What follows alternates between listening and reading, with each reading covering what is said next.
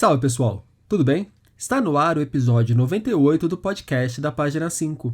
Aqui Rodrigo Casarim. Página 5 é também a coluna de livros que edito no portal UOL.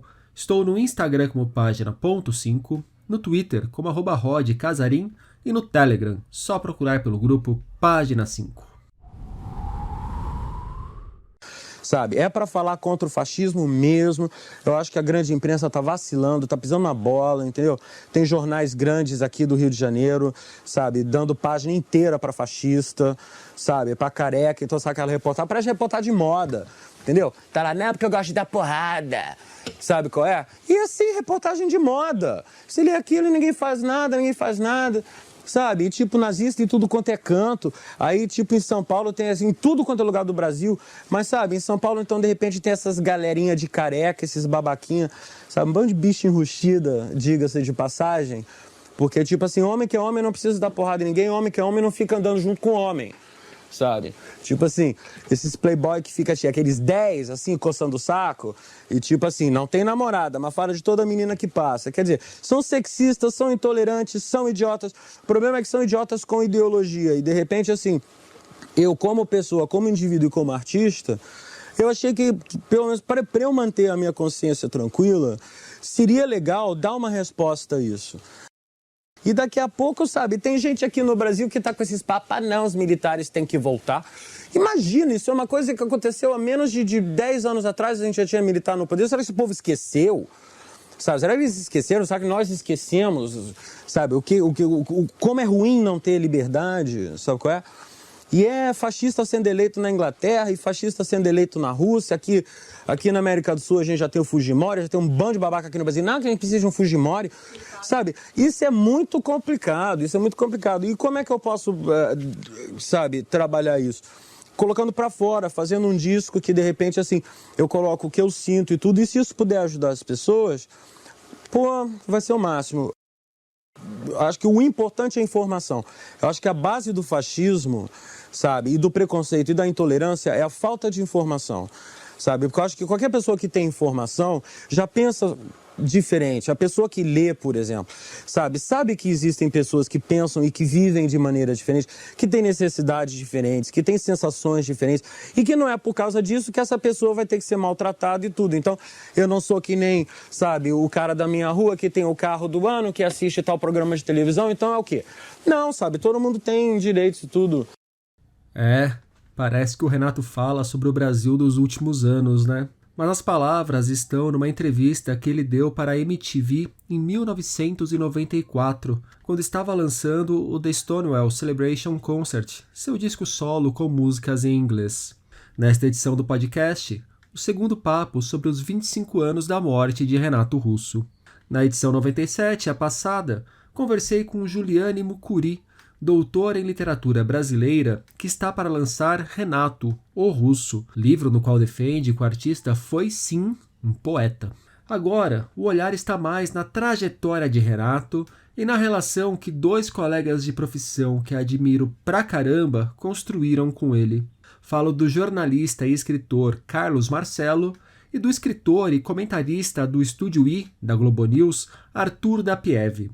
Carlos é autor dos romances Presos no Paraíso e Os Planos. Já Arthur assina títulos como o livro-reportagem Brock, o rock brasileiro dos anos 80, e a coleção de contos Maracanazo e Outras Histórias. Os dois são também biógrafos de Renato. É de Arthur Renato Russo, o trovador solitário. Carlos, por sua vez, é autor de Renato Russo, o filho da Revolução. No papo, dará para perceber os caminhos tomados por cada um deles nesses trabalhos. A conversa está longa, mas está bem gostosa de ouvir, garanto. Nela falamos sobre os primeiros anos da Legião Urbana, o mítico e desastroso show de 1988 em Brasília, a força e a atualidade das letras de Renato e lembramos do momento da morte do grande artista. Também falamos um tanto a respeito do trabalho de ambos como biógrafos. Antes de ir para o papo, um misto de informação com indício da perenidade da obra de Renato. O escritor Henrique Rodrigues organizou a coletânea Como Se Não Houvesse Amanhã, que foi lançada em 2010. O Henrique me escreveu nesta semana para contar como a coletânea seguia circulando e sendo reeditada. Até aqui, já foram 6 edições e mais de 20 mil exemplares vendidos. Mais do que isso, é interessante observar os nomes que estavam naquele livro em homenagem a Renato e à Legião. Alguns deles estão hoje entre os principais escritores do país, como João Carrascosa, Marcelo Moutinho e Tatiana Salem Levi. É uma mostra de como as letras de Renato permanecem ecoando em outras letras. Agora sim, o papo com Arthur da Pieve e Carlos Marcelo. Arthur da Pieve, Carlos Marcelo, obrigado pela presença aqui no podcast da Página 5. Arthur e Carlos, estamos aqui para conversar sobre Renato Russo nos 25 anos da morte do Renato Russo, 25 anos após o falecimento do Renato. Vocês são 2 biógrafos do Renato, mas antes de entrar nos livros de vocês em si, nos trabalhos que vocês fizeram sobre a vida do Renato, eu queria saber de vocês como que vocês constroem a relação com o Renato Russo. Vocês já eram fãs do Renato quando resolveram biografá-los? Vocês nunca foram fãs do Renato, só se interessaram pelo personagem? Vocês não suportavam a Legião e foram escrever sobre ele para entender por que ele mexia tanto com as pessoas, tanto para o bem quanto para o mal, tanto a devoção quanto o ódio que há em relação ao Renato, ou um desprezo quase que caricatural? Como que é a relação do Arthur com o Renato e do Carlos com o Renato antes de vocês se tornarem biógrafos do Renato? A gente pode começar pelo Carlos, que está mais à esquerda na minha tela. Perfeito. Eu ia deixar o Arthur começar pela ordem alfabética, mas... Aqui critérios completamente arbitrários. Pode ser que na próxima Arthur comece por estar usando amarelo. Perfeito. Então, também poderia ser pelo lançamento, né, da primeira biografia, que é a do Arthur, né, do Trovador Solitário. Bom, mas talvez a minha relação com o Renato comece um pouco antes da do Arthur, porque eu começo a admirar a Legião Urbana. Primeiro, eu sou de João Pessoa, da Paraíba, né, e me mudei para Brasília em 1985. Eu nasci em 1970, ou seja, sou 10 anos mais novo do que o Renato. Esses dados biográficos são importantes, não por uma questão pessoal, mas assim, eu acho que eu já li alguma coisa sobre isso também, o Arthur pode me confirmar também, mas há uma relação muito mais próxima assim, dos ídolos, quando eles têm uma década de diferença para você, quando eles são 10 anos mais velhos que você. Geralmente não os ídolos que acabam atravessando o tempo, mas aqueles que estão fazendo o seu desenvolvimento, você consegue ter uma relação mais direta quando os ídolos têm 10 anos a mais que vocês, que é como se fosse um irmão mais velho, né? Assim, muito mais do que um pai, uma relação de um irmão mais velho que você admira. Então, em 1985, eu me mudei para Brasília e a Legião Urbana tinha acabado de lançar o primeiro disco e eu conheci a Legião por meio de fitas cassete, que eu via no carro, que eu ia para a escola. E fiquei muito intrigado, porque eu vim do Nordeste, a minha referência toda era de música brasileira e de grandes nomes da música nordestina, Alceu Valença, Luiz Gonzaga, enfim, não conhecia, não tinha foi um choque muito grande, a estética e a ética, como diria o Arthur, do rock nacional, assim, foi tudo de uma vez. E o visual também, né? Então foi um pacote, e fui muito impactado por isso. Isso em 1985, e coincidentemente é o ano que a Legião Urbana deixa Brasília e vai para o Rio de Janeiro do Arthur, se muda em definitivo. O Renato vai morar primeiro na Ilha do Governador, os outros 2 vão morar na Zona Sul, e depois o Renato se muda para Ipanema. Então eu chego em Brasília e a Legião vai embora. Foi primeiro essa relação. E depois... Mas, assim, o grande ponto de partida do meu relacionamento com o Renato, com o personagem, e por isso ele é o ponto de partida e de chegada da minha biografia, é o show no Mané Garrincha de julho de 88, que o Arthur estava presente também, né, que o Arthur estava acompanhando como imprensa, mas eu como fã. Eu estava lá como fã. Então, respondendo a sua pergunta, a primeira pergunta, não. Eu tenho uma admiração muito grande pela obra do Renato, pelo personagem, e essa admiração não diminuiu, que poderia acontecer, que é absolutamente normal, ao trabalhar 9 anos na biografia do Renato, entrevistar mais de 100 pessoas na primeira edição. Pelo contrário, até hoje eu descubro aspectos e citações do Renato que me vêm à cabeça, que eu penso, poxa, eu poderia ter colocado isso no livro, ou seja, ainda é uma obra que está sendo descoberta. Ele deixou muitas e muitas camadas de interpretação de suas letras. Então, mas respondendo então a tua pergunta, e a gente pode falar sobre isso um pouco mais depois, é esse show do Mané Garrincha que para mim é o ponto de partida e de chegada desse grande monolito que é a Legião Urbana na história da música brasileira, não só do rock, da música popular brasileira, né, que não necessariamente é MPB, porque nenhuma banda de rock do Brasil foi tão popular como a Legião Urbana, né? Então, assim, nenhuma banda fez um show para 50 mil pessoas, como em Brasília, sendo atração única, não num grande festival como o Rock in Rio, até então, né? A Legião quebrou várias marcas, né? Assim, e colocou um patamar muito acima. Então, aquele show que deu errado, né? Que as coisas foram preparadas para dar certo e deram errado, que ia ser a volta do filho pródigo, era um show nesse ponto até meio bíblico, né? Que representava essa parábola da volta do filho pródigo à cidade, acabou não chegando ao fim. E eu saí daquele show mais do que triste, desapontado, revoltado, como muitos fãs saíram, eu saí muito perplexo com o que aconteceu. E o meu livro é uma tentativa de responder a essa perplexidade, tentar entender o que aconteceu com a Legião, com o Renato e com o Brasil, o que estava acontecendo com o Brasil também. Então, te respondendo, então, esse é o meu ponto de partida da minha relação com o Renato Russo. Só para pontuar, para quem não conhece muito bem a história, esse show de 88 em Brasília é um show que o Mané Garrincha vira um grande caldeirão que uma hora explode, que uma série de coisas foram dando erradas na organização, né? A segurança do show foi problemática, atraso para começar o show, depois gente arremessa coisas no palco, o Renato começa a discutir com a plateia e chega uma hora que a Legião abandona o palco e viram um grande campo de batalha ali, o Mané Garrincha. Foi mais ou menos isso, né, Carlos? Você teve culpa nesse... Sim, o Arthur Você teve alguma culpa aí, desse... Carlos? Oi? Você teve alguma culpa aí? Foi você não, que eu estava na arquibancada, eu estava, inclusive não estava nem na pista, eu estava na nas cadeiras, aliás, na cadeira de baixo, observando tudo. Eu fui um observador da história, mas tem duas coisas que me chamam a atenção que são pouco comentadas, e eu até coloquei isso no livro.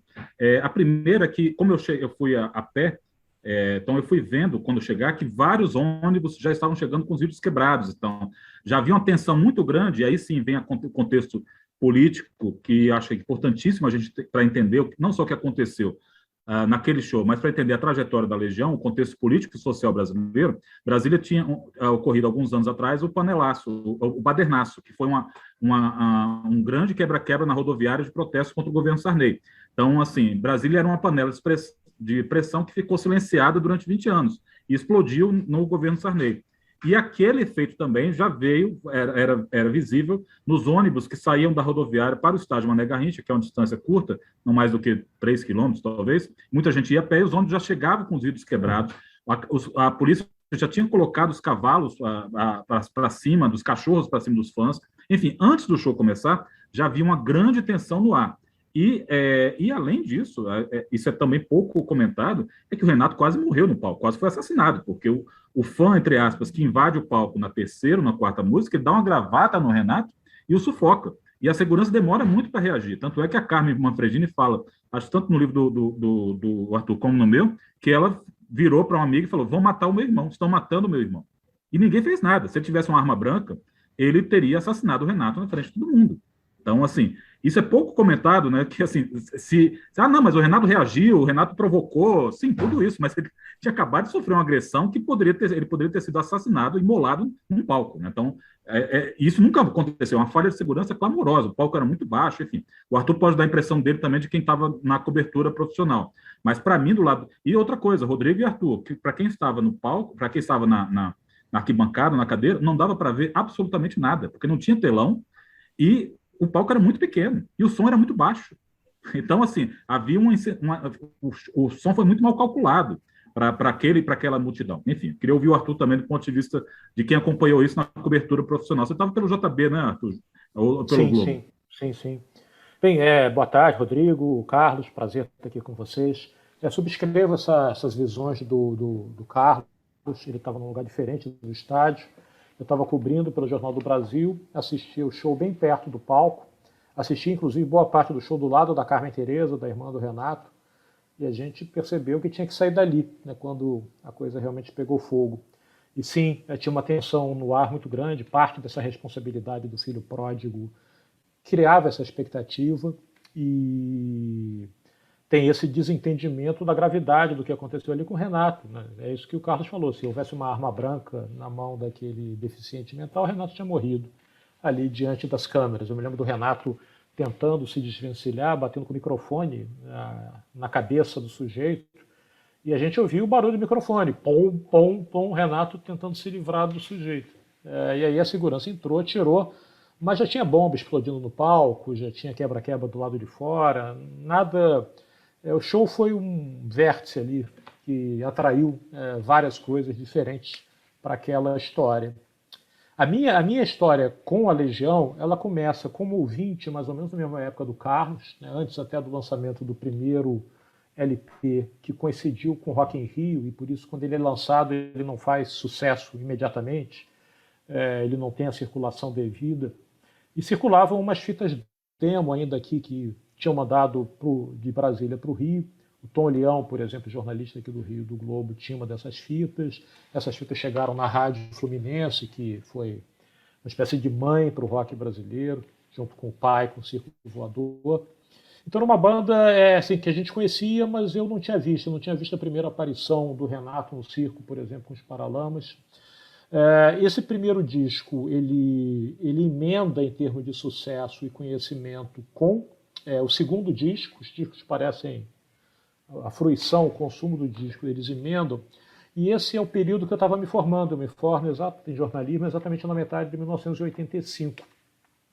Em termos etários, eu estou entre o Renato e o Dado. O Renato de 1960, eu de 63, o Dado de 64, 65, o Dado, né?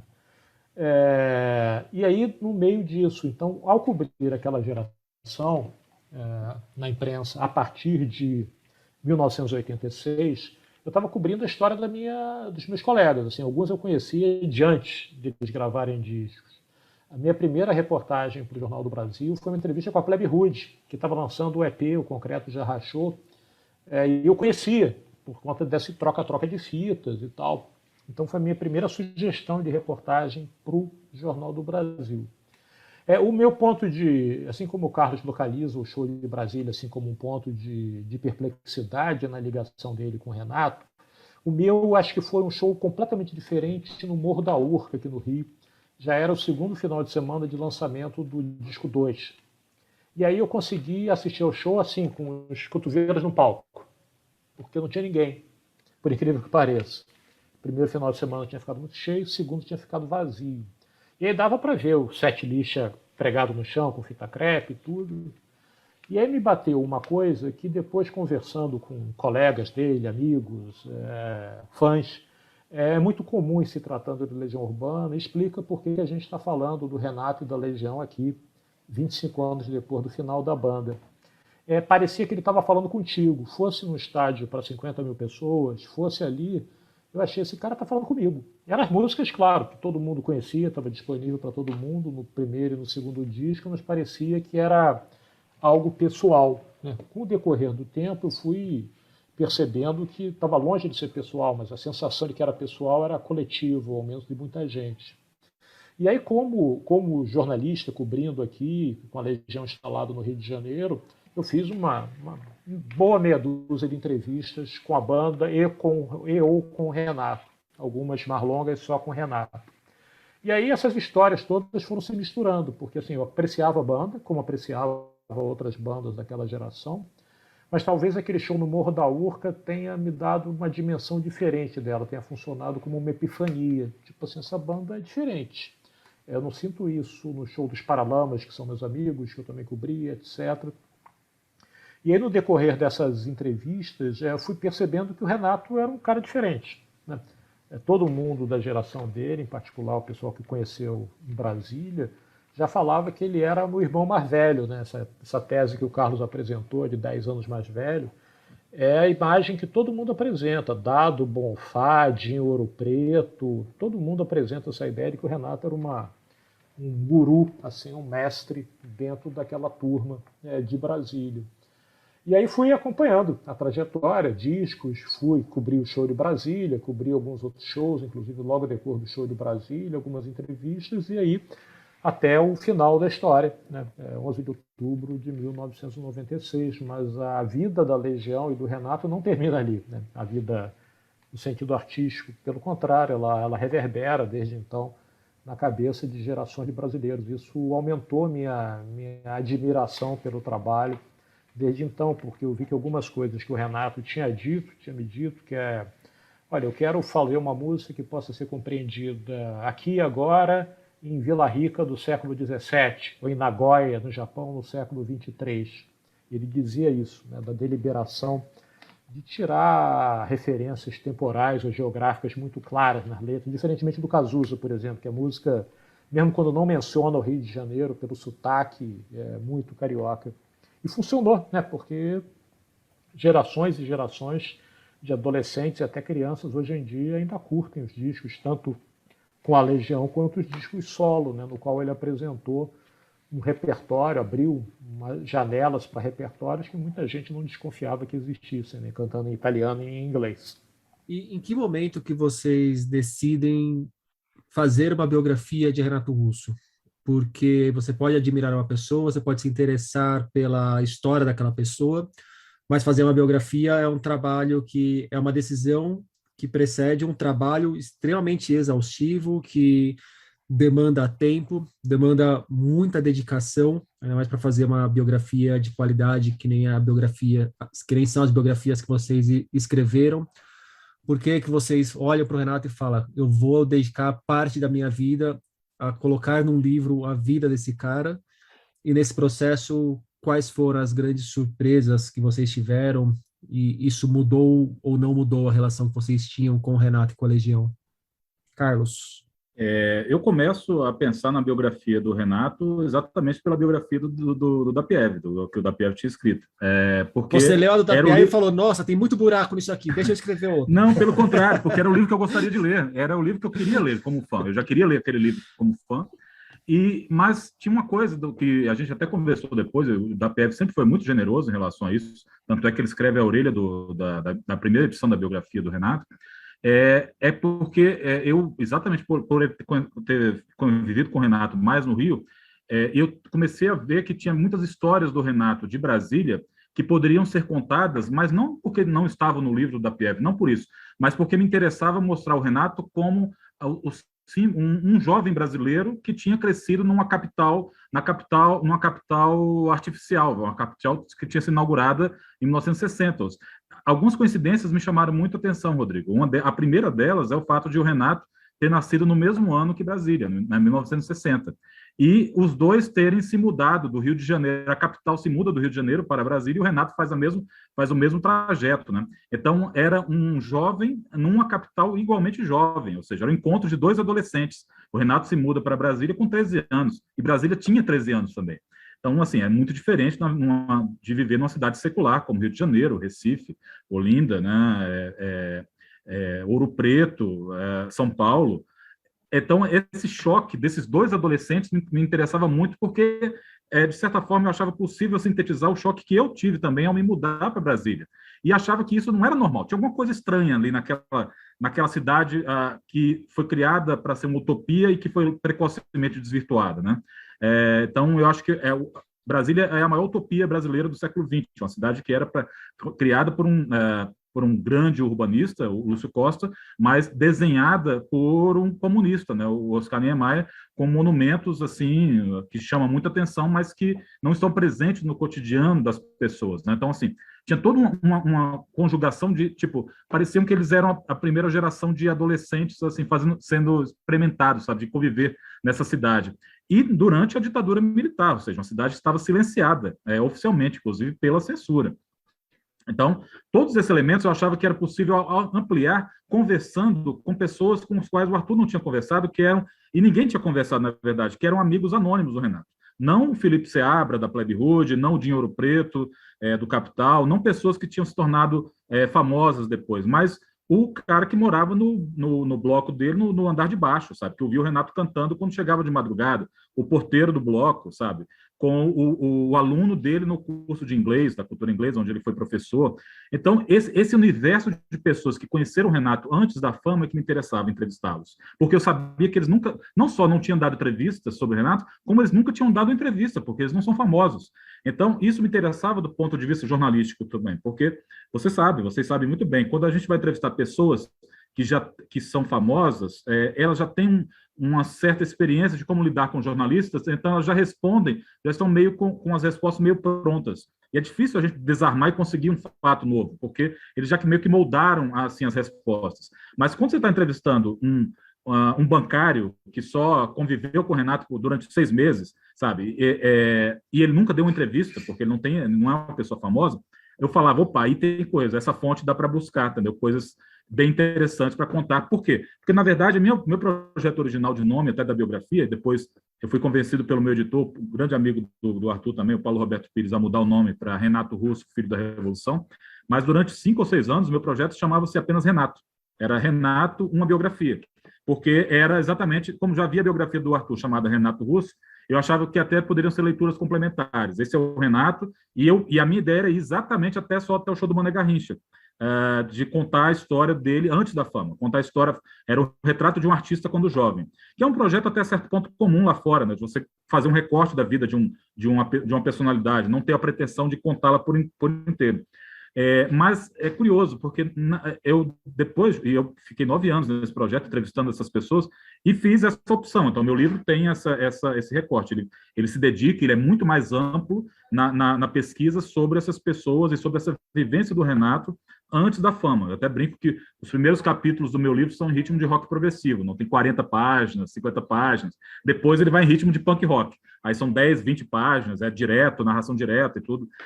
Mas eu tive um retorno, e aí sim a gente tem que ser muito humilde de reconhecer quando... Não que a gente errou, mas que é importante prestar atenção. Eu tive um retorno das primeiras leituras, especialmente das pessoas que não eram de Brasília, tipo, pô, o seu livro tem 500 páginas, não tem a história toda, sabe? Você não contou a história toda com o mesmo nível de detalhes. E aí, sim, numa segunda edição, que eu lancei 5 anos atrás, uma edição revista, eu incluí mais entrevistas relativas a esse terço final da vida do Renato, inclusive uma entrevista com a Marisa Monte sobre um dueto póstumo, que eu acho belíssimo, da música, chamado Sou Parsifal. Então, tem um depoimento da Marisa sobre o Renato, especialmente sobre o livro. Mas, então, era isso. E porque me interessava fazer uma biografia que o fã, depois, isso realmente foi deliberado, que lesse a minha biografia, lesse a do Arthur e falasse, essa é a história do Renato Russo, sabe?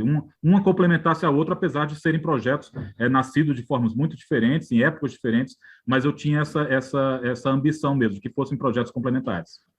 Daria para colocar uma provocação também nessa nova edição, falando, atenção, isso aqui é uma biografia do Renato Russo, a vida em si é irreproduzível, então não tem como colocar nenhuma história inteira dentro de um livro, porque a vida, por si só, ela não tem como passar para outra linguagem. Antes de passar a palavra para o Arthur, tem um dado curioso sobre você. Falou, bom, eu não respondi sobre as descobertas, acho que pode voltar mais à frente, deixar o Arthur falar e eu falo sobre as descobertas que eu tive no livro. Mas, assim, eu fiz longas entrevistas com o seu Renato, o pai do Renato, né, que faleceu alguns anos depois da minha entrevista, e com a mãe do Renato, Dona Carminha, e ela falava uma coisa, e o Arthur deve lembrar disso, que quando ela fala do Renato, primeiro, ela não fala com nenhum tipo de condescendência, né? Muito pelo contrário, ela não tem nenhum deslumbre com a fama, com o Renato Russo, ela só chamava ele de Júnior, e curiosamente, a Dona Carmen, Dona Carminha, ela é do Recife, mas ela se refere ao Renato como o guri, o tempo todo ela fala, o guri fez isso, o guri não faz isso, ela reproduzia os diálogos, né? E eu reproduzi esses diálogos no livro, e algumas críticas em blogs diziam que era inverossímil, porque quem chama de guri é a pessoa do Rio Grande do Sul. Uma pessoa de Pernambuco não se referiria ao filho dessa forma. Só que a vida não é verossímil, muitas vezes. E, certamente, o fato de ela morar em Brasília e ter absorvido linguagens e sotaques de pessoas de diferentes épocas a fez chamar assim. Mas eu não iria falsear a linguagem para que parecesse... porque eu sabia disso. Quando ela me falou, eu também me soava artificial, mas é o jeito, é a verdade, está gravado. Ela falava dessa forma. Então, não tem como, respondendo a tua pergunta, não tem muito como, às vezes, a vida é muito mais surpreendente, né, os relatos, do que a gente imagina como do ponto de vista do leitor. Ainda mais no Brasil de 2021, cobrar a verossimilhança da realidade não tem nada a ver, né? A verossimilhança tem que estar na ficção, na vida real não foi seu tempo. Se é que rola. existiu um dia. Arthur. Eu gosto dessa mesma visão do Carlos Marcelo, assim, de serem livros complementares, né, em termos de história contada, em termos em termos de ângulo, em termos de personagens ouvidos. Eu acho que isso é interessante. E acho que haverá, evidentemente, no futuro, espaço para outras biografias do Renato, por pessoas que não viram no palco, né, que pegaram só a lenda e não conheceram a pessoa, não conheceram os amigos. Né? Acho que são camadas, é um personagem muito rico. Prova que tem 2 biografias e isso não é comum no Brasil. Né? No Brasil, normalmente, uma pessoa com sorte tem uma biografia, né? E não 2. E isso deveria ser praxe, né? Personagens muito ricos deveriam ter muitas biografias. A bibliografia renatiana, legionária, ela é até bem ampla, mas muito nessa linha de o poeta, leitura de letra, relação com o poder. Eu tenho quase uma dúzia de livros na estante que são em torno da produção artística do Renato e da Legião. Mas biografia, evidentemente, tem 2, o que é raro, e poderia vir a ter mais. E como o Carlos já sinalizou, a minha teve um nascimento muito diferente da dele, porque eu recebi uma encomenda. Na verdade, eu tinha recebido uma outra encomenda antes que eu não aceitei. Existia aqui, produzido pela Rio Arte, uma coleção chamada Perfis do Rio, que eram perfis, ou seja, pequenas biografias de personagens que eram cariocas, mesmo quando eventualmente não se soubesse disso. O Renato nasceu no Maitá, na zona sul do Rio, né, mas ele mesmo dizia que os anos mais importantes da formação foram em Brasília. E aí isso dava um gancho para falar de Renato Russo. Mas antes dele, o editor dessa coleção, um colega nosso já falecido, chamado Wilson Coutinho, que era o diretor da Rio Arte para esses assuntos, me propôs fazer o Cazuza, carioca de 4 costados. E aí eu fiquei pensando, o Cazuza já tinha morrido, eu fiquei pensando se eu deveria fazer, porque eu não me sentia tão próximo do Cazuza quanto do Renato, inclusive em termos de entrevista. Eu nunca fiz uma longa entrevista com o Cazuza. Eu conheci o Cazuza, conheço muito bem o Frejá, mas não tinha esse contato em primeira mão mais aprofundado. Enquanto eu estava pensando no que responder, veio a notícia de que a mãe do Cazuza, a Lucinha, estava escrevendo o primeiro livro dela sobre o filho, junto com a Regina Echeverria, com a jornalista. Aí eu falei com o Coutinho, falei, olha, isso encerra o assunto, né? Então vamos ter uma versão da mãe, da dona Lucinha, e depois ver o que se faz. E disse que não topava. E aí, um pouco depois, veio o convite para fazer o Renato. Isso no final do século passado, ali, 1999, 1998, ou seja, era 8 anos depois da morte do Cazuza e 2 anos depois da morte do Renato. E aí, quando veio da parte do próprio Wilson Coutinho o convite para escrever o Renato, eu não tive dúvida, porque eu conseguia me entender muito mais como biógrafo do Renato do que como biógrafo do Cazuza. E acho que essa é uma relação muito interessante, assim, que é pouco tratada, né? Até porque existem biógrafos profissionais, né, que fazem dúzias de biografias, e esse caso não se aplica a eles, que a gente biografa quem a gente admira, com quem a gente se identifica, com quem a gente tem, às vezes, uma relação de proximidade que nem está clara para a gente, né?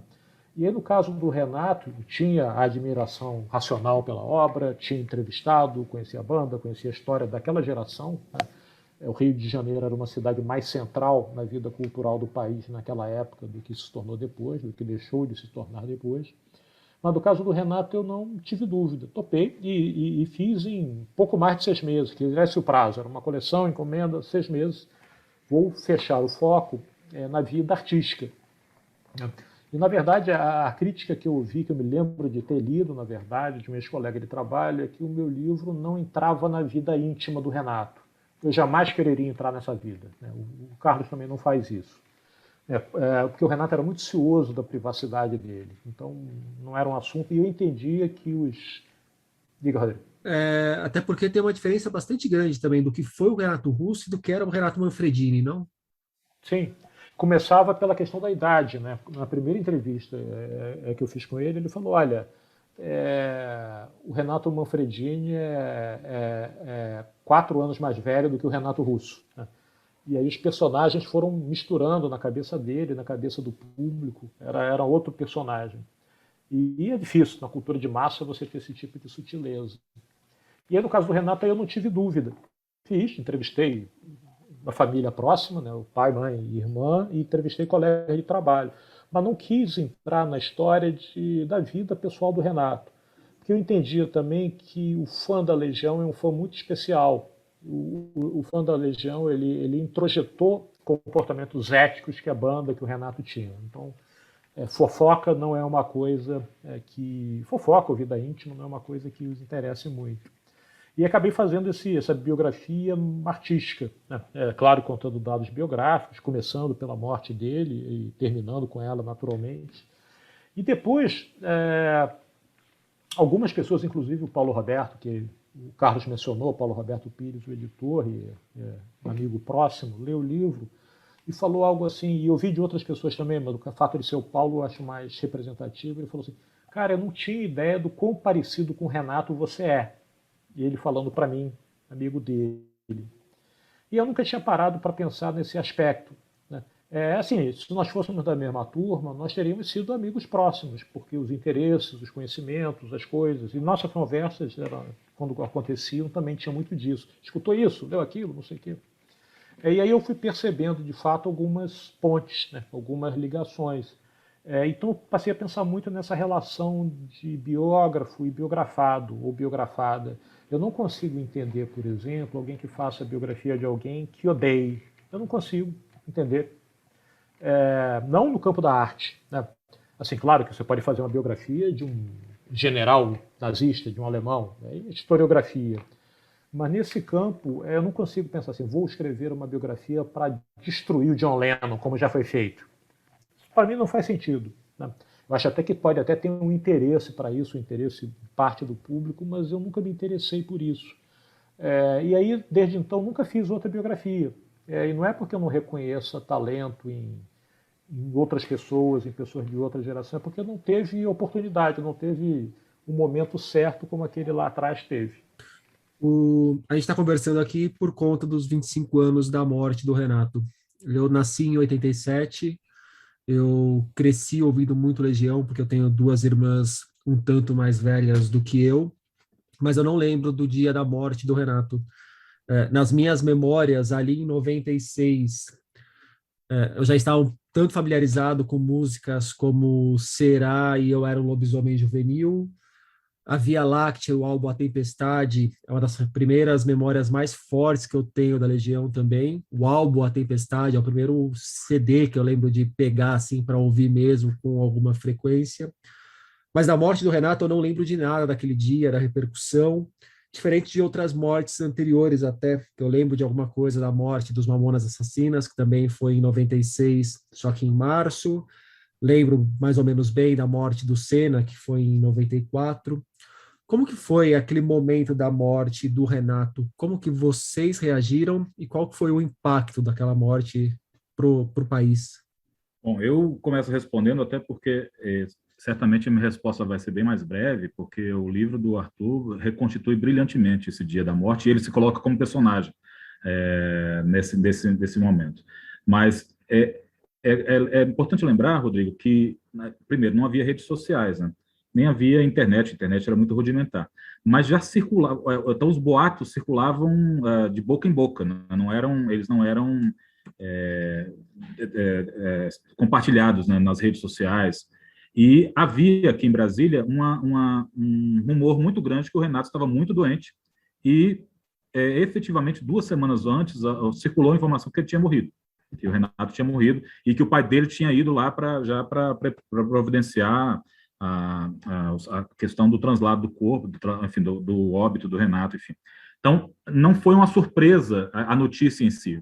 Essa notícia, então, e depois acho que conversa com o Arthur, ele também conta isso, essa notícia meio que se espalhou pelo Brasil, de que o Renato estava muito doente e que os familiares tinham sido chamados para estar com ele, né? Então, assim, mas é claro que quando chega a notícia mesmo, a notícia se confirma, e ela se confirma de uma forma muito muito triste mesmo, muito solitária, né? A morte do Renato foi muito solitária, estava apenas com o pai, né, com o seu Renato.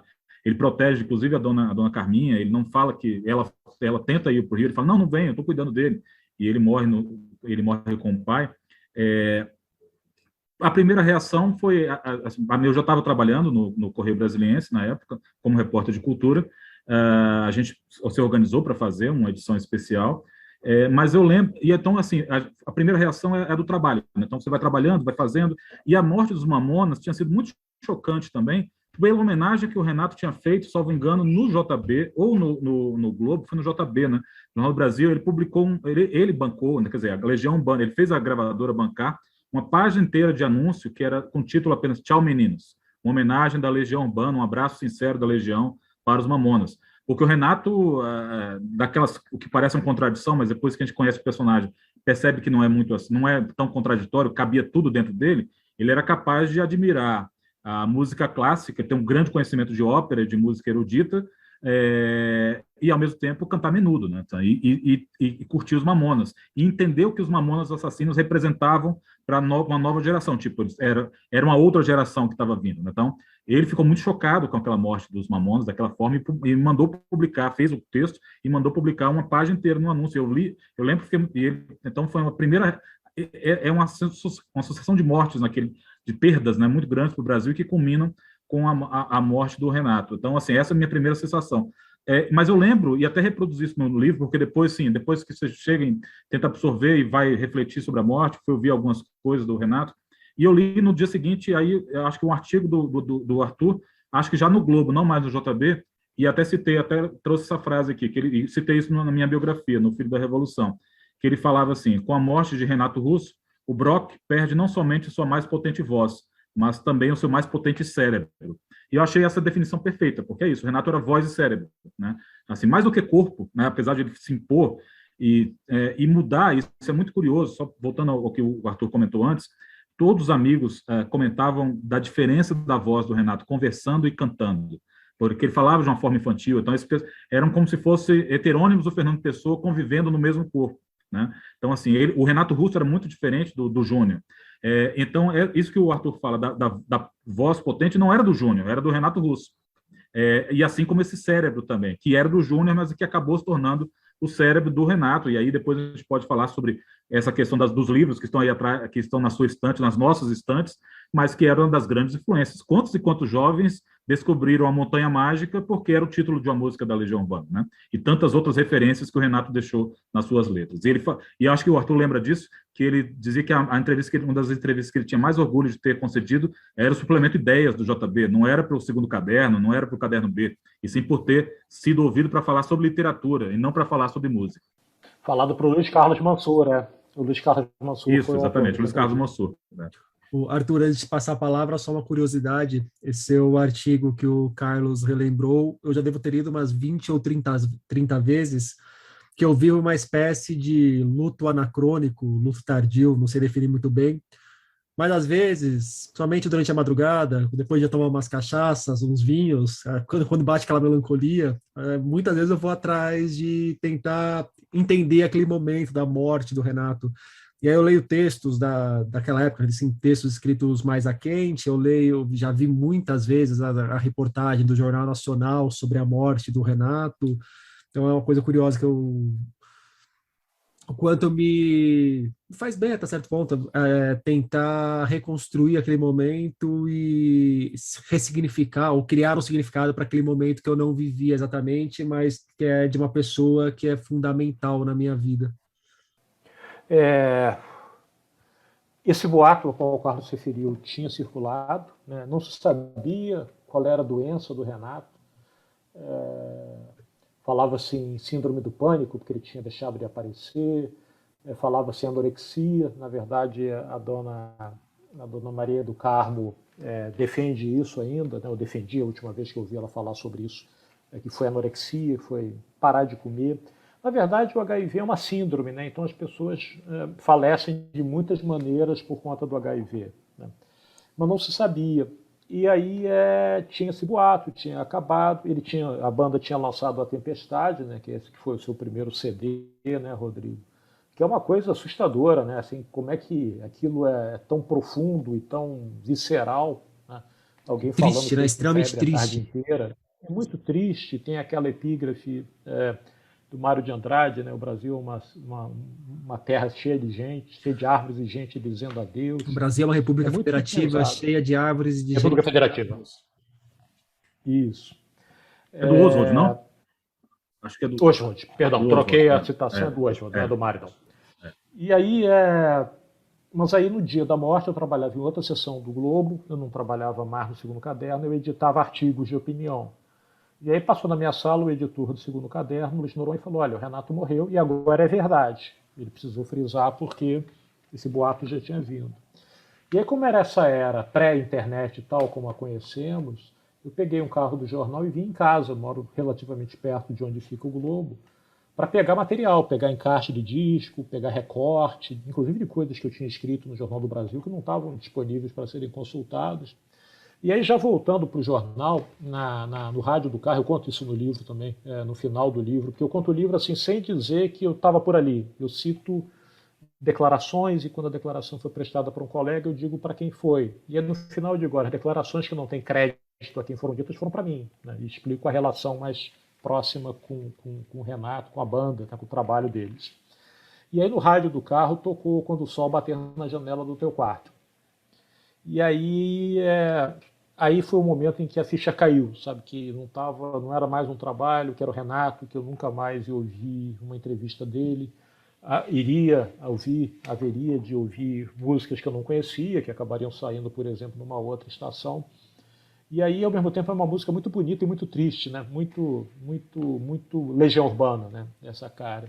Eu fui lá, fiz meu trabalho, escrevi esse texto ao qual o Carlos se referiu, porque 2 semanas antes, quando saiu A Tempestade, eu tinha uma coluna, eu não fiz uma crítica do disco. Durante 25 anos eu tive uma coluna lá no Globo. E aí eu escrevi sobre A Tempestade sem cravar que ele estava doente, sem cravar que aquilo era o último, mas dizia, olha, está muito esquisito isso aqui, por conta dessas frases, por causa dessa letra.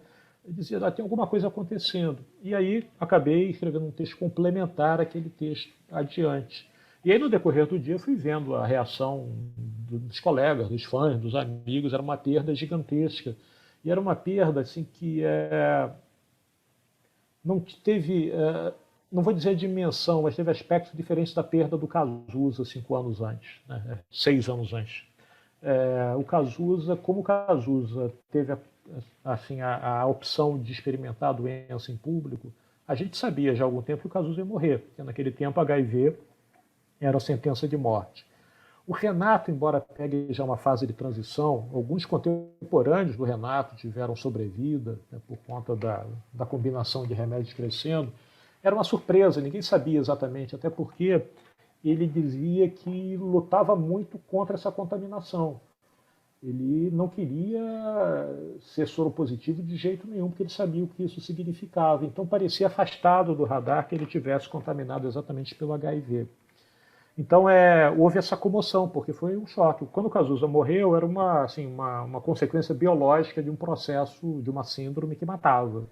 E do Renato ninguém sabia exatamente o que ele tinha, tirando um círculo muito próximo. Mesmo amigos próximos do Renato não sabiam o que ele tinha. Notavam alguma alteração de comportamento, alguma alteração física, mas não sabiam o que ele tinha. Então foi um choque, assim, foi uma comoção, além do que a Legião era uma banda mais popular do que o Barão Vermelho.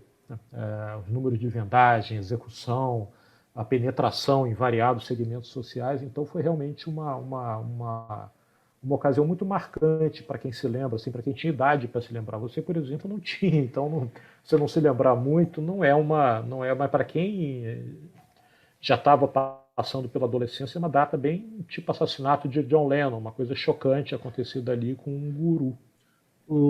Carlos, você falou da relação do Renato com os livros, né?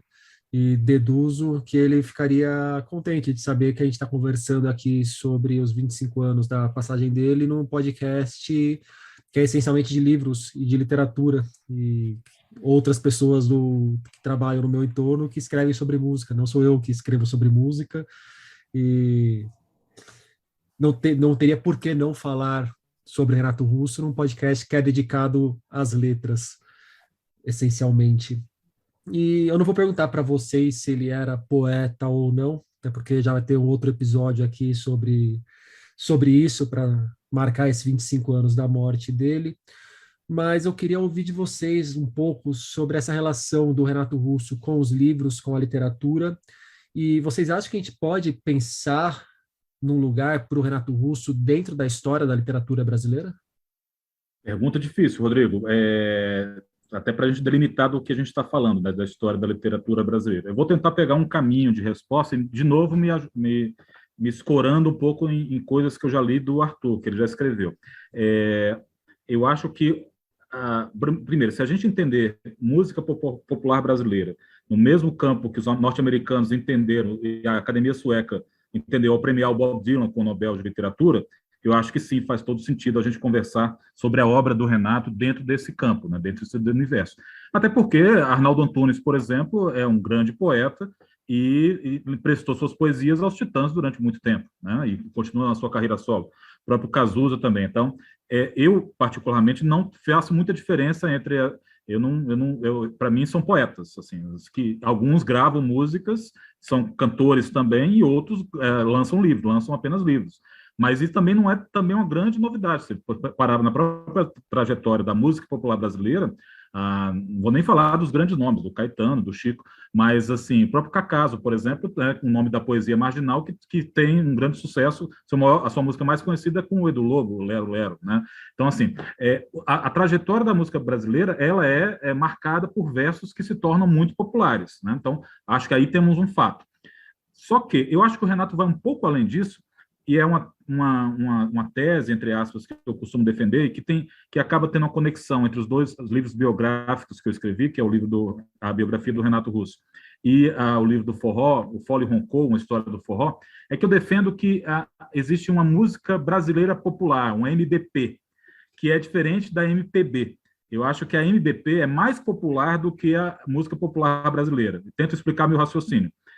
Acho que apesar de o Caetano ser, obviamente, um dos maiores compositores e poetas brasileiros, mas a música mais popular do Caetano é a regravação de Sozinho, não é a música própria dele. Se você for ver nos aplicativos e tudo isso acontece. E nenhuma música do Chico Buarque também é tão popular quanto 5 músicas do Renato Russo. Eu diria 5 músicas da Legião que são mais populares do que toda a obra do Chico Buarque. Não estou, de novo, estou apenas constatando fatos. Só estou dizendo que essa... E a mesma coisa em relação ao forró. Então, assim, o forró é uma música popular. Luiz Gonzaga, Asa Branca, são músicas que atingiram todas as camadas sociais. E é isso que eu vejo em comum entre o Renato também. Algumas músicas da Legião e mais. A carreira solo do Renato, especialmente o disco italiano, ultrapassou os limites do pop rock e chegou à rádio AM. Conquistou fãs que nunca tinham ouvido Legião Urbana, com discos em italiano. Então, o Renato ele foi autor de várias proezas com os seus versos, com as músicas que ele interpretou, e aí agora explico a referência que eu fiz ao Arthur. O Arthur falou em uma de suas crônicas, que eu sempre li, muita atenção, ele falava que Perfeição era um hino nacional brasileiro, assim, que é um hino nacional popular, né? E digo mais que país é este, né? É um hino popular. Faroeste Caboclo, até hoje, é uma referência. A própria expressão Faroeste Caboclo, mais até do que a música, ela está incorporada ao imaginário brasileiro. Todo mundo sabe. Então, mesmo quem não gosta de Legião Urbana, conhece a Legião Urbana. É isso que eu quero dizer. Então, Legião Urbana é incontornável. A poesia do Renato é incontornável. Você reage de alguma forma, você esbarra com ela. Mesmo as novas gerações, elas esbarram com referências à Legião Urbana, né? Então, e aí falo que país é este? Pais e filhos, né? Versos estampados em camisetas, em muros, né? em posts no Instagram. Esses versos descolados até muitas vezes da música. Então, são músicas que passaram a pertencer ao imaginário coletivo. Acho que essa é a ideia que o Arthur desenvolveu. E eu assino embaixo. Acho que até citei na nova edição. Porque é exatamente isso. Elas não pertencem mais ao Renato. Essas músicas agora pertencem ao imaginário coletivo brasileiro. E aí, tentando responder a sua pergunta, eu acho que se um compositor consegue isso com seus versos, ele é um poeta e se insere na literatura brasileira. Essa é a minha opinião. Você falando me lembrou de uma passagem muito bonita de um show da Legião, que também sobre essa presença da música popular no imaginário do brasileiro, que o Renato fala que vai cantar o hino nacional brasileiro no meio do show e começa a cantar Carinhoso. Exatamente, faz parte disso. Mas, assim, músicas que ele gravou são muito mais populares do que a própria Carinhoso. Mas eu queria ouvir o Arthur também sobre isso, até porque a gente estava até conversando durante a pandemia, eu e o Arthur, acho que foi rapidamente, mas a gente estava comentando de como, ou foi no Twitter, mas enfim, a gente conversou de como a letra de Perfeição é absurdamente atual e profética, né? Assim, ela é mais do que atual, por exemplo, eu tenho certeza que o Renato, e aí respondendo a sua pergunta, se ele gostaria de ver a gente comentando, bom, eu acho que ele gostaria, mas ele estaria falando mal das duas biografias, porque ele certamente ia querer contar a história dele, escrever a autobiografia, não ia ter gostado de nós dois termos se metido para contar a vida dele. Ele gostaria de ter contado essa história, mas Arthur, fica à vontade para comentar também. Eu acho que sim, assim, respondendo bem objetivamente a pergunta primeira lá, eu acho que o Renato é um poeta. Ele até jogava com a ideia de que não era. No dia da morte do Cazuza, ele fala, o Cazuza era um poeta. Ele fala, e tem gente que diz que eu sou um poeta. Ele se coloca modestamente à distância. Mas são ambos poetas, né? A poesia tem essa ligação com a oralidade, então não vejo incompatibilidade que personagens como os dois, como Arnaldo Antunes, como Leonard Cohen, como Bob Dylan, como a Joni Mitchell, estejam na categoria de poetas, porque estão, né? Eles cantam suas próprias trovas lá como trovador solitário, né? Como trovador solitário que o Renato se autodenominou. E acho que na nossa tradição de música popular tem uma ligação muito próxima entre alta cultura e música popular. Você tem o Trenzinho do Caipira, do Vila Lobos, tem uma letra do Ferreira Goulart, né? Você tem Vinícius de Moraes musicando aquelas letras incríveis. Você tem Maria Bethânia, que é uma pesquisadora de literatura e poesia em língua portuguesa. A Adriana Calcanhoto fazendo o mesmo. Então você tem uma ligação muito íntima entre alta poesia e poesia popular, né? Das músicas populares. Na Alemanha essa relação é diferente, né? Você tem alta cultura na música e alta poesia, né? Nos Lieder, né? Nas canções em alemão do universo da música clássica. Então acho que sim, acho que boa parte das letras do Renato, sobretudo mais da maturidade, elas se sustentam sem música, né? Que é um teste, né? Você pode ler aquilo continua te pegando. Perfeição, do qual vocês falavam ainda há pouco, menciona até a epidemia, ele fala em epidemia, né? Se sustenta como leitura, então acho que isso é um teste também, um diferencial. Quando o Bob Dylan ganha o Nobel de Literatura, tem uma relação muito corporativa de alguns escritores, dizendo que ele não era poeta, que ele era um músico popular, estava tirando espaço. Ora bolas, a obra dele é mais popular do que a obra de todos que reclamaram para ficar na imagem do Carlos. Todos reclamaram juntos, né? E você pode pegar, e o Renato adoraria essa comparação, porque ele adorava o Bob Dylan, você pode pegar o livro de letras do Bob Dylan na estante e ler como se fosse poesia, ou até mais, eu já defendi que você pode ler o Bob Dylan como se fosse escrituras, né?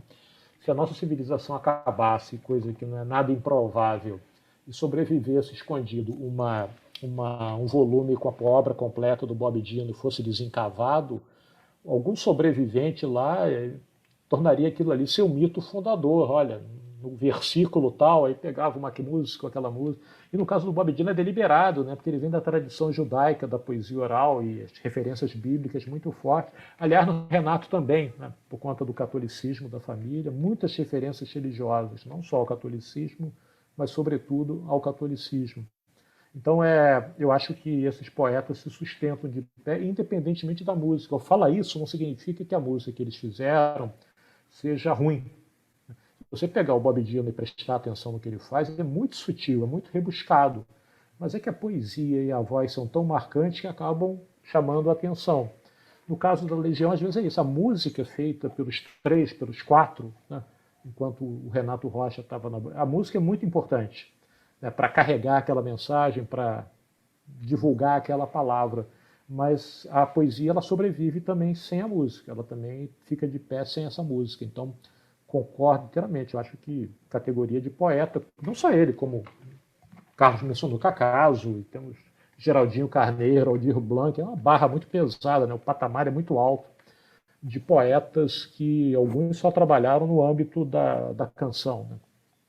Mas só para complementar, Rodrigo, antes disso, eu quis destacar também na minha biografia o lado cronista do Renato. Não, aí realmente foi caso pensado. Eu acho que o Renato, não, ele fez algumas letras como Perfeição, que são poesias, assim, que podem ser lidas como poesias, mas eu acho que também ele escreveu crônicas da sua época, especialmente na primeira fase, assim, então, por exemplo, 16 é uma crônica de Brasília, sabe? Então, assim, Faroeste Caboclo nem se fala, né? Assim, Faroeste Caboclo me chama muito mais atenção pelo lado da crônica, né? Faroeste Caboclo é um longa-metragem, né? Tá? Não é à toa que foi filmado, né?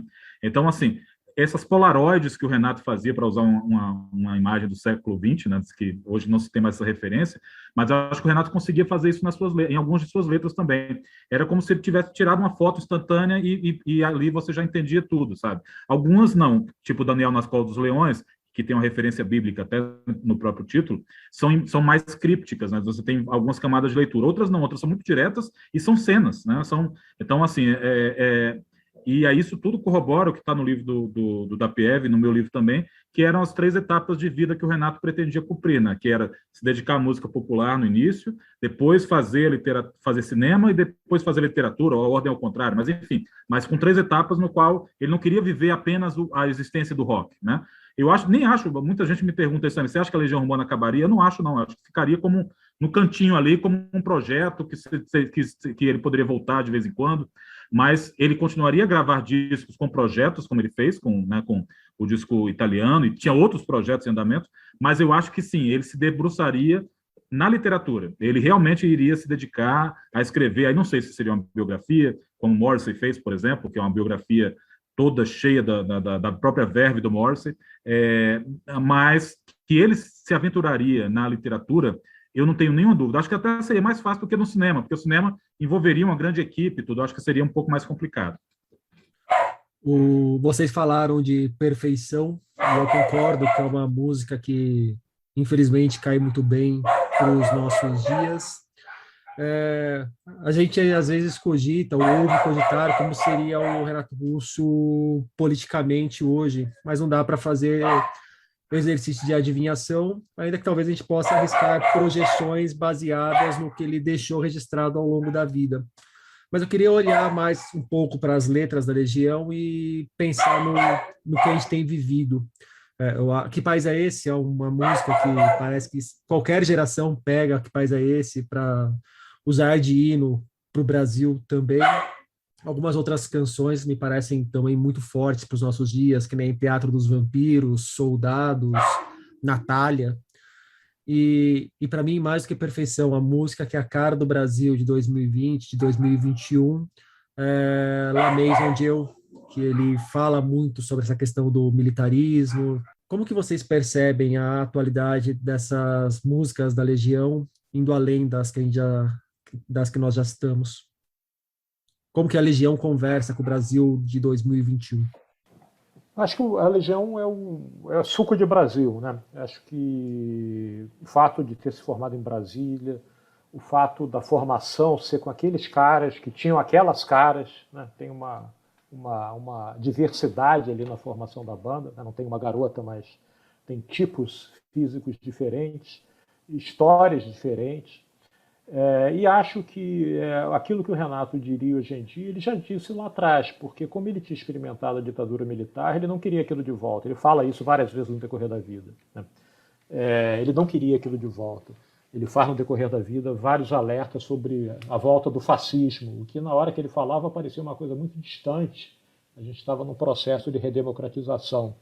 Ele falava num palco: eu amo quem eu quiser. Isso é tão revolucionário hoje quanto era em 94, quando ele disse isso em cima de um palco, né? Questão de identitárias, isso está tudo presente ali no Renato.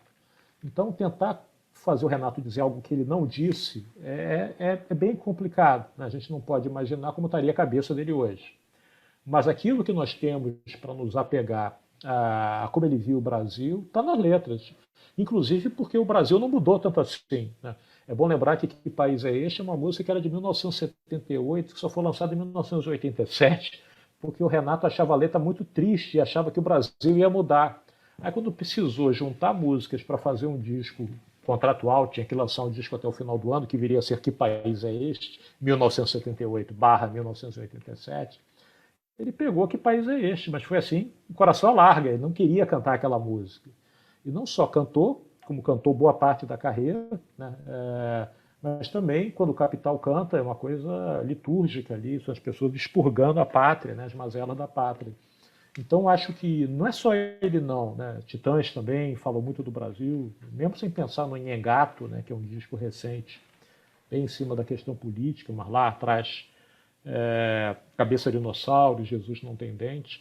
Aquela geração ainda fala muito para o Brasil, embora tenha um aspecto da vida brasileira que tenha sido melhor captado pela juventude da periferia do morro, pelo rap e pelo funk. Aquilo ali é uma visão, o rock brasileiro é uma coisa de classe média, né?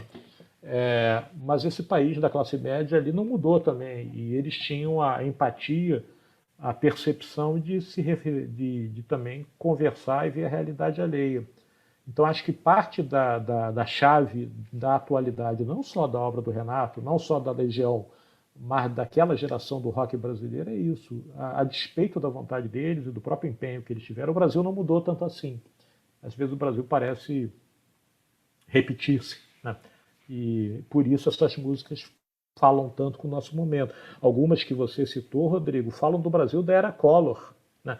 A crise econômica da era Collor, e vale para qualquer uma das crises econômicas que a gente teve, que a gente possa lembrar. É o disco 5, né, Arthur? Ele é um reflexo da era Collor, né? O Teatro dos Vampiros. O Renato mesmo dizia isso, e ninguém tinha entendido isso. Ele falou, essa é a minha resposta ao governo Collor, é esse disco, e só que ele fez um disco progressivo do jeito dele, né? Ele concebeu um disco de rock progressivo com essas mensagens que estavam lá em Teatro dos Vampiros, né? Os meus amigos todos estão procurando emprego, só que elas ficaram ainda mais atuais, né? Então, só para complementar a resposta do Arthur, Rodrigo, e ele falou dessa questão das letras brasileiras, mas eu acho que tem um outro fator que faz com que as letras dele, do Renato, especialmente, permaneçam atuais e vão permanecer por muito tempo. E aí é outro elemento, que é quando ele investia na letra atemporal. E aí dou um exemplo de Tempo Perdido, né? Que, na verdade, até o título escancara isso, é uma referência ao Em Busca do Tempo Perdido, do Proust, né? Só que, se você parar para pensar, e tem um capítulo, eu até reproduzi isso também na nova edição do Filho da Revolução, tem um dos capítulos do primeiro volume de Em Busca do Tempo Perdido, que o Proust se refere exatamente ao momento em que ele acorda, assim, as sensações que ele tem quando acorda, que o dia vai começar, só que, obviamente, isso no livro do Proust são 100 páginas, são 50 páginas sobre essa sensação, e o Renato resume isso em dois versos, né? Todos os dias, quando acordo, não tenho mais o tempo que passou. Então, esse verso é absolutamente atual e vai fazer todo sentido daqui a 300 anos, sabe? Não é um verso que fala sobre a condição humana, né? Então, toda vez que o Renato cantava sobre a condição humana, essas letras, eu acho que elas continuam batendo em jovens de 15 anos, sabe? Jovens que nunca viram um show da Legião Urbana, nunca nasceram depois da morte do Renato, e aí sim essas letras continuam fazendo sentido. Ou seja, mesmo que o Brasil se conserte, e acho que isso ainda vai demorar algum tempo para que nas favelas, no Senado, sujeira para todo lado, deixe de se fazer sentido, né? Mas eu acho que esses versos de algumas músicas, como Tempo Perdido, Vento no Litoral, Andréa Doria, né? Angra dos Reis, esses versos são atemporais, eles nascem com essa marca da temporalidade, que é uma marca das grandes obras literárias, né? Então, assim, voltando a falar do tema do seu podcast, que é a literatura, eu acho que aí sim o Renato se aproxima muito dos grandes mestres da literatura, quando ele consegue escrever versos que se sustentam, que podem ser lidos no século passado, como foram escritos, neste século ou no próximo século. Arthur, Carlos, para a gente fechar o nosso papo, o Arthur lançou há 2 anos, mais ou menos, o Do Rock ao Clássico, que um dos artigos é sobre a Legião. E, Carlos, você acabou de lançar Os Planos, que é um livro que se passa ali na Brasília, que vai dar o caldo para a Legião. Querem falar um pouco sobre esses livros mais recentes de vocês? Afinal, vocês não são apenas biógrafos do Renato, vocês fazem algumas outras coisas pela vida também, né? Exatamente. O Carlos tem romances policiais bons, a história da música nordestina, enfim, Carlos é muito mais do que já seria muito, né? Só um biógrafo da Legião. Carlos. Mas só para respondendo primeiro a uma pergunta que você lançou lá no início, eu concordo com o Arthur, assim, eu não me encantei com nenhum projeto de uma nova biografia, primeiro, que é um trabalho muito extenso, assim, ele é um trabalho absurdamente, ele toma todo o seu tempo, Eu fiquei 9 anos escrevendo, e não todos, mas 9 anos fazendo entrevistas, e para escrever o livro eu passei 8 meses começando a escrever meia-noite e acabando às 6 da manhã, sabe? Assim, para você poder pegar o ritmo do livro. Isso, para mim, hoje, até fisicamente, seria muito mais complicado. Então, é um projeto de vida. Acho que o Mário Magalhães falou a mesma coisa sobre o livro do Marighella. Assim, tipo, eu não vou conseguir fazer um outro livro dessa forma por causa do esforço que você faz, e a vida está passando enquanto isso, né? Sinceramente, não vejo nenhum personagem hoje que me atraia tanto a fazer um projeto dessa envergadura.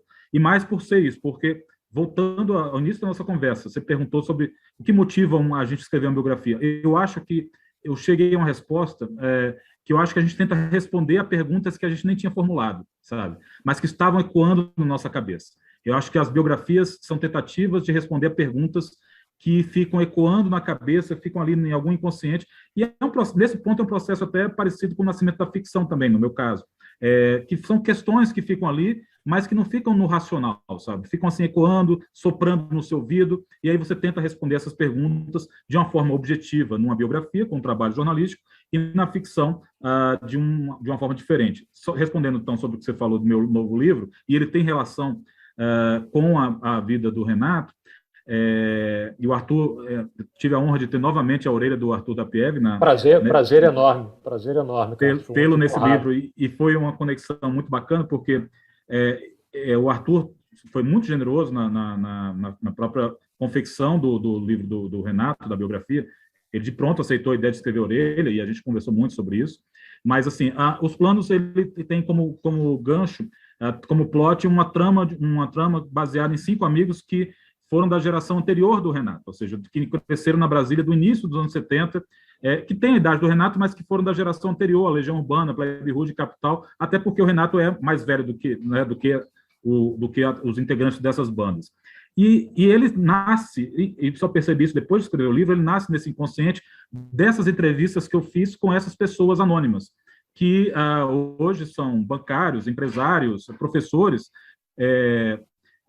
que conviveram com o Renato rapidamente. Então, o Renato faz até uma participação especial, faz um cameo ali nos planos. Ele é citado, ele está ali um dos personagens sai da casa do Renato, se atrasa, porque o Renato está mostrando alguns discos, compra alguns discos do Renato, porque isso também era muito comum, Rodrigo, em Brasília. O Renato vendia muitos discos, comprava muitos discos. Então, assim, vou lá na casa do Renato, vou comprar um disco lá, sabe? O Renato conseguiu tal coisa, porque não existia internet, não tinha como você conseguir os discos. Então, era, como o Arthur falou, era um da turma, era um a mais. Então, só que ele tinha os discos. Então, eu achava que era crível colocar dentro dessa trama o Renato como um elemento de, assim, e por ser um dos personagens, um programador musical, então ele comenta com uma locutora, que é uma das amigas, e fala, essa daqui dá para tocar aqui na Rádio Senado? Né? Fala, não, essa é mais complicada, porque a letra é mais pesada e tudo.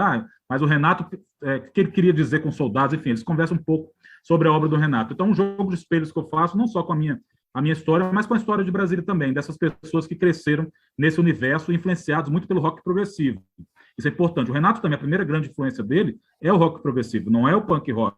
Aliás, minto. Primeiro, claro, Bob Dylan, Beatles, as bandas, os grandes nomes dos anos 60. Mas a primeira incursão do Renato adolescente nas viagens do rock progressivo. Foi esse espírito que eu tentei resgatar, porque é um romance, não só tem esse trama policial, mas é um romance sobre, como o Arthur definiu na orelha, sobre de pessoas com um gosto amargo, de sensação de que algo do melhor da vida já passou. Então, assim, tem essa frustração que elas carregam dentro de si, e que eu tentei refletir um pouco do desencanto que a gente tem no país na visão desses personagens também. Então, esse meu mais recente lançamento é esse. O livro chama-se Os Planos, e é meu segundo romance. Foi lançado pela editora Letramento. E tenho a honra de ter as palavras da Pieve na orelha. Não, Carlos, honrado por ter escrito a orelha, tanto da primeira edição do Renato Russo, Filho da Revolução, quanto também dos Planos, né? Eu já tinha gostado muito do romance policial anterior também, que é numa paisagem completamente diferente, né? Fernando de Noronha. O meu chama Do Rock ao Clássico, sem crônicas afetivas sobre música. Eu peguei os 25 anos de coluna do Globo, que tinham acabado de acabar, e selecionei, coisa da neurose, né? Peguei 50 crônicas, né? Peguei 100 crônicas, perdão, 20 eu dividi em gêneros, blocos de gêneros. E esses blocos de gênero foram organizados segundo a minha própria trajetória de ouvinte. Então eu começo com rock, São 20 crônicas sobre rock, 20 colunas sobre rock. Aí tem 20 colunas sobre rock brasileiro, porque quando eu comecei a escutar rock, o rock brasileiro praticamente não existia. Eu tinha os Mutantes já progressivos, o Terço, alguma coisa assim. Mas, sobretudo, esse rock brasileiro da minha geração, né, da geração dos anos 80.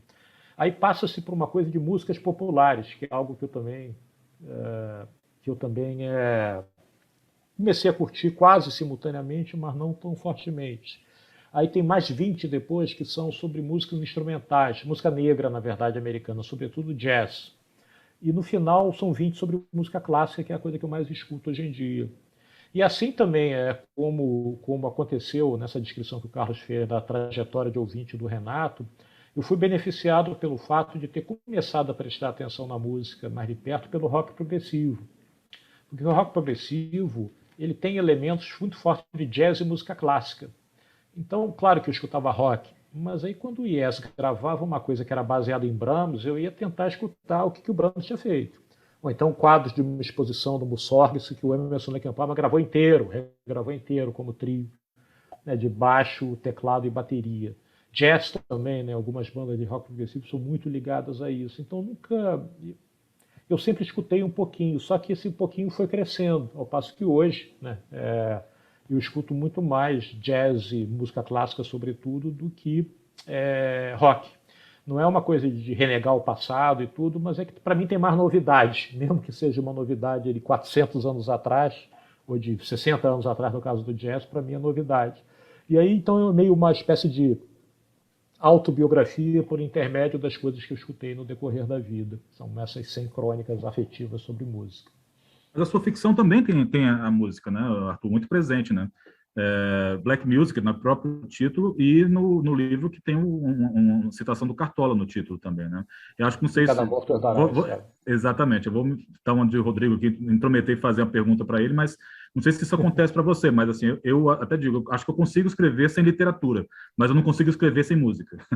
Eu consigo escrever tirando todas as influências literárias, sabe? Isso, aliás, até porque acho que isso até incomoda mesmo. Estou falando da ficção, ou de escrever um livro biográfico, não do exercício do jornalismo, da reportagem, da edição. Estou falando eu conseguiria escrever sem a literatura, ou seja, eu conseguiria escrever sem as influências dos mestres ou de outros trabalhos, mas eu não conseguiria escrever sem música, porque eu acho que a gente busca, pelo menos eu tento buscar, no que eu escrevo, na biografia do Renato, ou nas biografias e nos livros de ficção, é ritmo, né? Assim, buscar um certo ritmo, mais até do que... E meus livros policiais são de trama, como os livros do Arthur também, mas eu acho que a gente tenta encontrar uma frequência, sabe, que é onde uma zona ali onde não cabe a reflexão, sabe, onde não cabe o raciocínio, e isso, sim, para mim, vem muito especialmente da música instrumental, assim, e até coloquei isso no meu romance, primeiro, O Preso no Paraíso, tinha um dos personagens, Rodrigo, que defendia a tese, era um historiador que dizia que Tom Jobim era ótimo, mas sem as letras, sabe, que ele não gostava das letras do Tom Jobim, dizia que as letras estragavam as músicas, ele defendia essa tese porque ele só viajava nos temas instrumentais do Tom, né? Então, assim, nos meus 2 romances tem personagens que têm uma relação direta com a música, e eu acho que vem muito disso, a música me leva para lugares não de reflexão, mas da criação, que eu acho que tem mais a ver do que a própria literatura. Então, não era esse o objetivo do nosso papo, mas assim, eu acho que deixo essa não mensagem, mas esse recado. Eu acho que é muito mais fácil você escrever quando você se desprende dessas referências todas e se deixa levar em um ritmo, que no meu caso é o ritmo de uma música. Stephen King, por exemplo, escreve ouvindo rock pesado, que eu acho incrível. Ele escreve ouvindo Metallica e outras bandas, né? E ele só escreve com música alta e cada um tem um jeito. Outro só escreve no absoluto silêncio. Eu não. Eu escrevo ouvindo música, mas não música com letras, com música instrumental. E aí sim, pode ser jazz, pode ser música clássica, especialmente a música brasileira, Moacir Santos, e os grandes nomes do jazz brasileiro, a mistura do jazz com samba, para mim são, assim, até coloquei agradecimentos na biografia do Renato a alguns discos que me inspiraram assim, nessa linha, porque eles me impulsionam, eles me levam para um outro lugar. Então, só queria deixar esse registro, porque eu acho que, além de tudo, eu e o Arthur temos essa afinidade também em nossas ficções de ter trazido essa cultura, não só cultura, mas essa influência da música para a nossa literatura também. Você falando, me parece que é o que bate mais forte na subjetividade de cada um, né? Perfeito, é isso. Pelo menos para mim. Alguns, por exemplo, Sérgio Santana dizia que era artes visuais, né? Arte plástica, o teatro, a literatura, mas não no meu caso. No meu caso, realmente, é a música que me impulsiona a escrever, assim, a escrever e a criar. E tenho certeza que no caso do Arthur, me parece, pelos livros dele, isso também ocorre. Não, totalmente, está certo, Carlos. Não, é isso mesmo. O Carlos é um leitor atento e bem gentil. Na verdade, quando eu escrevo ficção, eu preciso saber o que os personagens gostam, o que eles escutam. Assim como tem gente que precisa saber qual é o signo de alguém, isso aconteceu com o Carlos em Brasília, isso aconteceu comigo no Rio. A amizade, a socialização passava por intermédio da música. A gente criava amizades em função de pessoas que escutavam coisas que ou era a mesma coisa que a gente escutava, ou eram compatíveis com essas coisas. Então, quando eu penso num personagem de ficção, mesmo que isso nem seja mencionado na trama, e raramente não é, eu preciso saber, imaginar o que aquela pessoa escuta. Porque aí eu crio um perfil psicológico a partir daquilo. Mesmo em textos onde a música não é primordial, como, por exemplo, no Maracanaço, que é o conto que dá título a uma coletânea de contos, os personagens têm uma hora que eles estão discutindo música. O garoto gosta de Damian Albarn, a menina gosta só de coisa mais politizada em português ou em espanhol, etc. Passa ali, ajuda a compor o quadro mental, né? É uma editora que eu tive, chamada Isa Pessoa, foi editora dos meus primeiros, dos 2 romances, né? Ela falou assim, olha, algumas pessoas fazem isso, escreve uma biografia para os personagens, mesmo que você não vá usar todos os elementos da biografia. Eu não fiz isso de verdade, não escrevi, mas eu fiz um currículo na cabeça, se as pessoas gostam disso, elas vieram daqui, qual é o time para o qual elas torcem, o que para a gente, para o Carlos, também é uma coisa muito importante, né? A gente se identificar. Então, a literatura se torna um desafogo, um desaguar dessas coisas que mais nos tocam mais profundamente, né? Dessas histórias, ou mesmo não histórias, dessas sensações que nos tocam profundamente, como, por exemplo, pela música, ou, em outros casos, pelas artes plásticas, pelo cinema, né? Tem muita literatura calcada em impressões cinematográficas. É outro tipo de literatura. Arthur da Pieve e Carlos Marcelo, muito obrigado pelo papo. Obrigado a vocês. Imagina, foi ótimo. Foi ótimo lembrar o Renato e esse encontro. Acho que ficou muito bacana a gente se reunir, não para marcar os 25 anos de morte do Renato, mas acho que pelo contrário, acho que ficou evidente nesse papo que a obra do Renato continuou muito viva, né? Com certeza. Valeu. Renato Russo, o trovador solitário, de Arthur da Pieve, chega aos leitores pela Agir. Já Renato Russo, o filho da Revolução, de Carlos Marcelo, saiu pela Planeta. Por hoje é isso aí, pessoal. Indique o podcast pros amigos e pros inimigos. Um beijo, um abraço, um aperto de mão e até semana que vem.